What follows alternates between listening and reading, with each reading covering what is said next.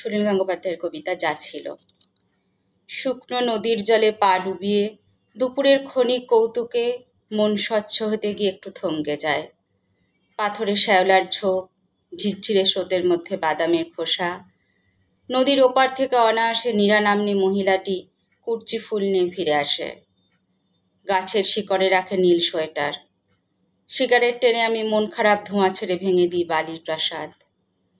একদিন নদী ছিল চঞ্চলা নর্তকী। তার তীরে রমণীর লাস্য ছিল আরও রমণীয়। প্রবল ঢেউয়ের মতো হৃদয়ে লিপ্ত ওঠানামা, ভুল ভাঙবার মতো অকস্মাৎ কুল ভেঙে পড়া। নদীর ওপার ছিল দীর্ঘশ্বাস যত দূরে যায়। নীরা, মনে পড়ে এই নদীর তরঙ্গে তোমার শরীরখানি একদিন অপ্সরার রূপ নিয়েছিল। জলের দর্পণে আমি ডুব দিয়ে পাতাল খুঁজছি। দেখেছি তা স্বর্গ থেকে দূরে নয়, কে কাকে হারায়। তোমার বুকের কাছে নীল জল ছলচ্ছল, সীমাহীন মায়া, আমার নিভৃত সুখ, আমার দুরাশা। এখনই শীর্ণ নদী, বুকে বড় কষ্ট হয়, জলের সম্মুখ ছাড়া নারীকে মানায়। শুনলেন কবি সুনীল গঙ্গোপাধ্যায়ের কবিতা যা ছিল। সুনীল গঙ্গোপাধ্যায়ের আরেকটি কবিতা পাঠ করছি, নশ্বর। কখনো কখনো মনে হয় নীরা, তুমি আমার জন্মদিনের চেয়েও দূরে।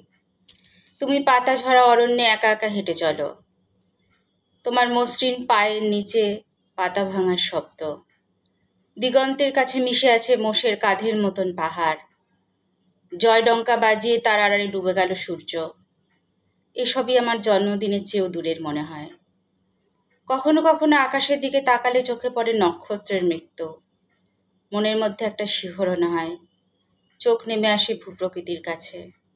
সেই সব মুহূর্তে নীরা, মনে হয় নশ্বরতার বিরুদ্ধে একটা যুদ্ধে নেমে পড়ি। তোমার বাদামি মুষ্টিতে গুঁজে দিই স্বর্গের পতাকা। পৃথিবীময় ঘোষণা করে দিই তোমার চিবুকে ওই অলৌকিক আলো চিরকাল থমকে থাকবে। তখন বহুদূর পাতাঝরা অরণ্যে দেখতে পাই তোমার রহস্যময় হাসি। তুমি জানো, সন্ধ্যাবেলার আকাশে খেলা করে সাদা পায়রা, তারাও অন্ধকারে মুছে যায়। যেমন চোখের জ্যোতি এবং পৃথিবীতে এত দুঃখ, মানুষের দুঃখই শুধু তার জন্মকালও ছাড়িয়ে যায়। শুনলেন কবিতা নশ্বর। কবি সুনীল গঙ্গোপাধ্যায়ের দুটি কবিতা পাঠ করলাম।